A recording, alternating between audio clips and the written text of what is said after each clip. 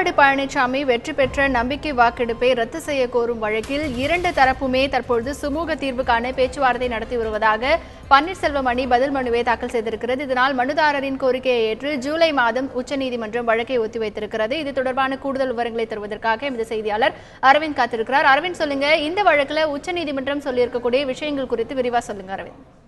அதாவது பிப்ரவரி 19ஆம் தேதி தமிழக சட்டமன்றத்தில் நடைபெற்ற எடப்பாடி பழனிசாமி அரசின் மீதான நம்பிக்கை வாக்கெடுப்பை ரத்து செய்ய வேண்டும். இந்நிலையில் அந்த நம்பிக்கை வாக்கெடுப்பை ரத்து செய்துவிட்டு புதிதாக ஒரு நம்பிக்கை வாக்கெடுப்பை நடத்த வேண்டும். இதில் ரகசிய வாக்கெடுப்பு முறையில் இந்த நம்பிக்கை வாக்கெடுப்பை நடத்தப்பட வேண்டும். அதில் உச்சநீதிமன்ற மேற்பார்வையாளர் ஒருவரை நியமித்து இதனை நடத்த வேண்டும் உள்ளிட்ட கோரிக்கைகளை வலியுறுத்தி பன்னீர்செல்வம் அணி எம்எல்ஏக்கள் உச்சநீதிமன்றத்தில் வழக்கு தொடர்ந்திருந்தனர். மொத்தம் 11 எம்எல்ஏக்கள் இந்த வழக்கை தொடர்ந்திருந்தனர். அதாவது முதல் மூல வழக்காக மகிழ்ச்சி பாண்டியராஜன் இந்த வழக்கை தொடர்ந்திருந்தார். இந்நிலையில் மற்ற 11 எம்எல்ஏக்களும் இதில் இணை மனுதாரராக இணைந்திருந்தனர். பன்னீர்செல்வம் தவிர மற்ற அணியில் உள்ள மற்ற அனைத்து எம்எல்ஏக்களும் இந்த வழக்கை தாக்கல் செய்திருந்தனர். இந்நிலையில் இந்த வழக்கானது இன்று உச்சநீதிமன்ற நீதிபதிகள் தீபக் மிஸ்ரா தலைமையிலான அமர்வு முன்பு விசாரணைக்கு வந்தது.